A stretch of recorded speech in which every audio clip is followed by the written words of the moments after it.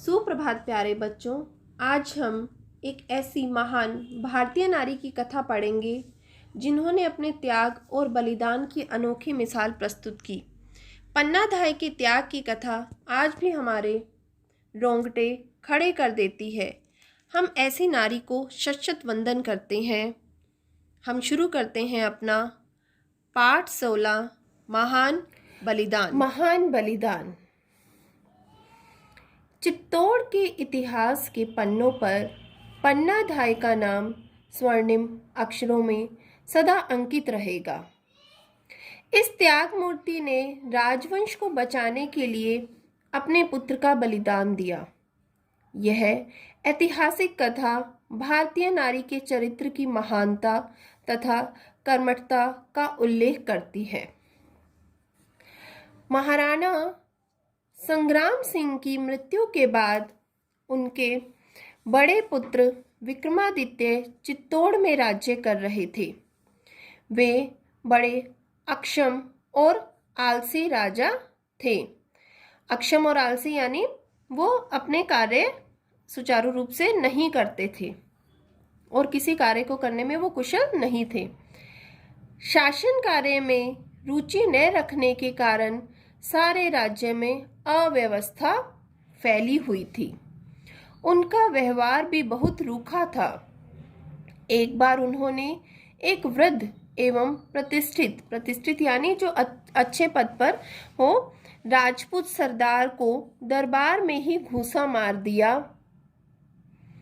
दरबार में उपस्थित अन्य राजपूत इस अमर्यादित यानी जो मर्यादा के अनुकूल ना हो व्यवहार को सहन न कर सके। उन्होंने विक्रमाजीत को सिंहासन से हटा दिया और उनके स्थान पर दासी पुत्र बनवीर को राजा बनाया। उन्होंने यह व्यवस्था दी कि बनवीर तभी तक शासन कार्य देखेगा जब तक महाराणा का छोटा पुत्र उदय सिंह बड़ा नहीं हो जाता। तो देखो व्यवस्था क्या की गई थी। व्यवस्था ये हुई थी कि विक्रमाजीत को जब सिंहासन से हटा दिया गया तो फिर बनवीर को एक बार सिंहासन दिया गया और साथ में उसको कब तक के लिए दिया गया, जब तक कि महाराणा का छोटा पुत्र उदय सिंह बड़ा नहीं हो जाता।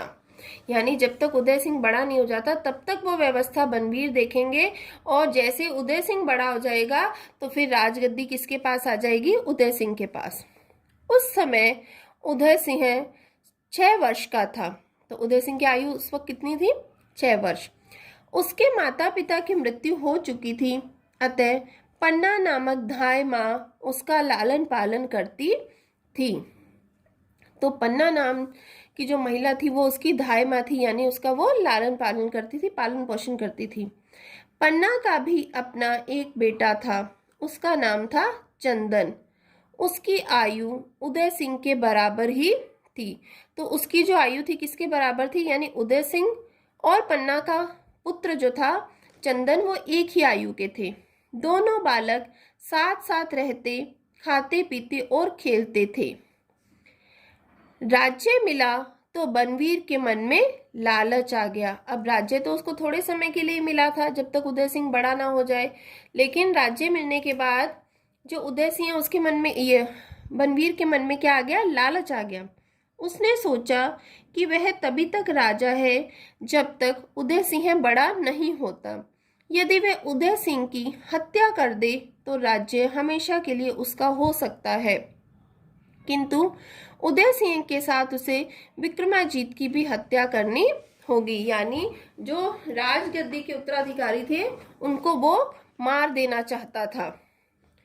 अपनी इच्छा को पूरी करने के लिए उसने राजमहल में दीपदान के उत्सव का आयोजन किया। दीपदान यानी पूरे महल में दिए जलाए जा रहे थे।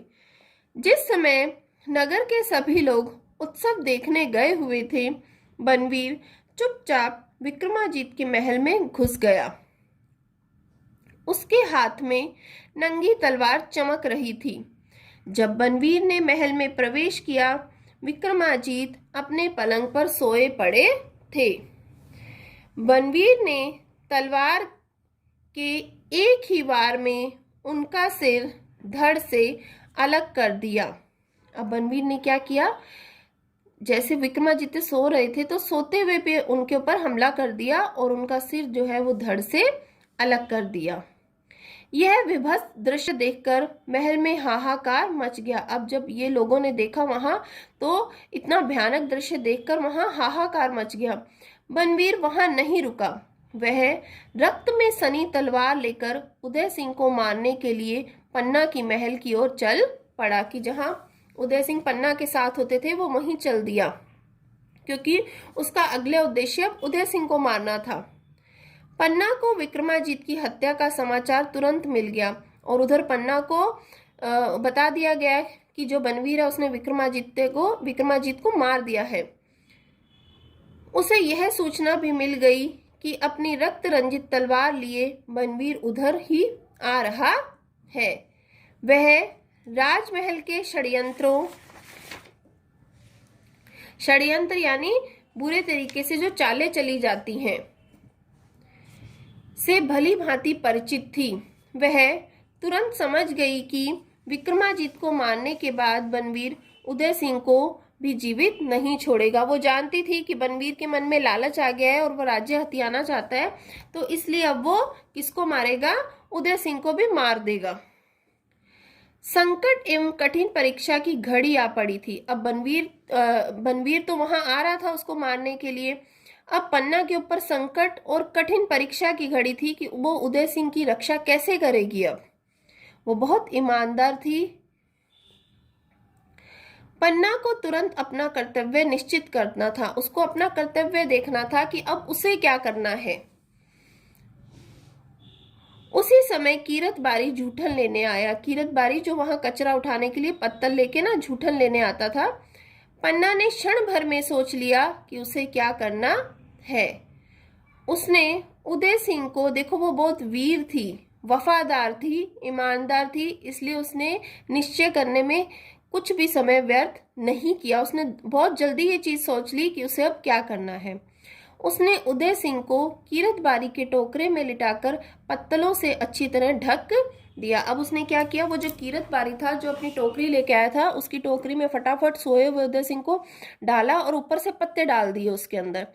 उसने कीरत को समझाया, तुम टोकरा लेकर नदी के किनारे पहुंचो, तुम्हारे पीछे पीछे मैं भी आ रही हूं, तुम वहीं मेरी प्रतीक्षा करना। प्रतीक्षा यानी इंतजार।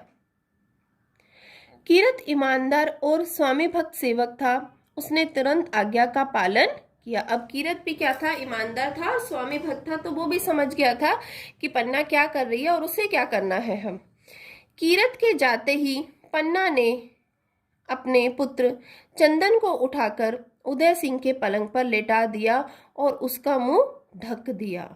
देखो ये उसका फैसला था कि उसने उदय सिंह की रक्षा के लिए उदय सिंह को उस बिस्तर से उठा लिया और उसकी जगह किसको सुला दिया।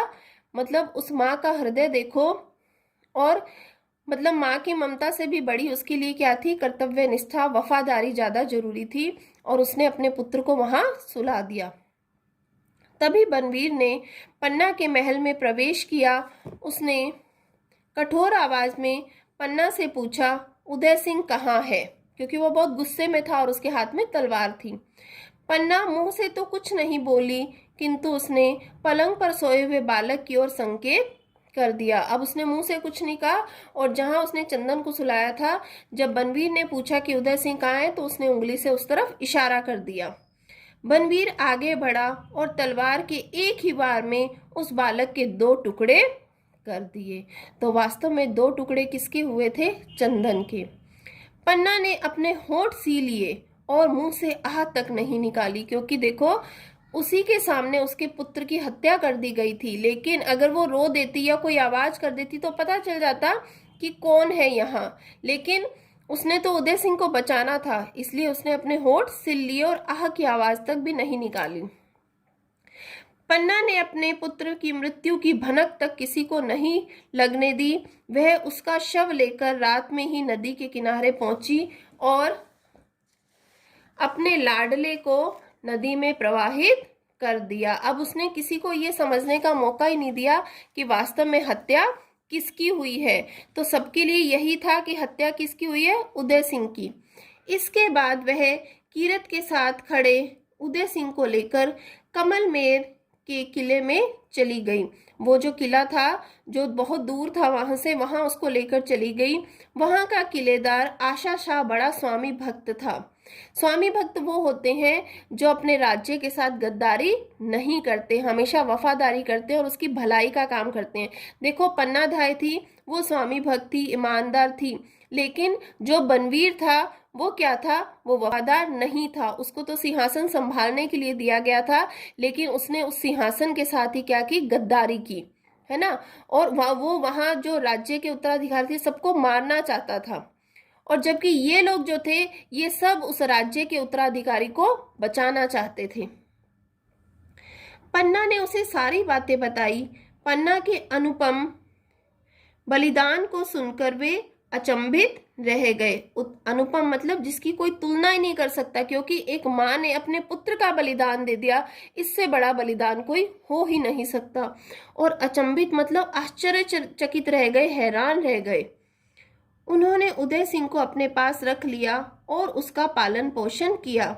बड़ा होकर उदय सिंह चित्तौड़ का राजा बना। अब देखो उस बालक को छुपाना इसलिए जरूरी था क्योंकि अगर उस बालक का पता बनवीर को चल जाता तो वो कहीं भी उस पहुंच के उसको मार सकता था वो, इसलिए उसको छुपा के उन्होंने बड़ा किया और फिर वो क्या बना, चित्तौड़ का राजा बना। और इसी उदय सिंह के पुत्र थे, वो कौन थे, महाराणा प्रताप। महाराणा प्रताप इसी उदय सिंह के पुत्र थे। पन्ना के महान बलिदान ने उसे सदा सदा के लिए अमर कर दिया। देखो आज भी हम पन्ना धाय का नाम कितनी श्रद्धा के साथ ले रहे हैं और हमारे मन में उनके लिए कितनी आस्था है। क्यों? क्योंकि उन्होंने बहुत बड़ा बलिदान दिया था। अगर वो बलिदान ना देती तो आज का जो इतिहास है वो कुछ और ही होता। उस त्याग मूर्ति नारी का नाम आज भी बड़ी श्रद्धा के साथ लिया जाता है। तो ऐसी वीर नारी को हम शत शत नमन करते हैं और हम यही सीख लेना चाहेंगे कि हमारे मन में भी अपने देश के प्रति, अपने समाज के प्रति, अपने लोगों के प्रति क्या होनी चाहिए, ऐसी ही वफादारी की भावना होनी चाहिए, है ना। और हमें भी ऐसे कार्य करने चाहिए जिससे हमारा भी देश में लोगों के बीच में हमारा भी क्या बढ़े, सम्मान बढ़े, और हमें भी सब सम्मान की दृष्टि से देखें। और हमेशा वफादारी करनी चाहिए, गद्दारी कभी भी नहीं करनी चाहिए।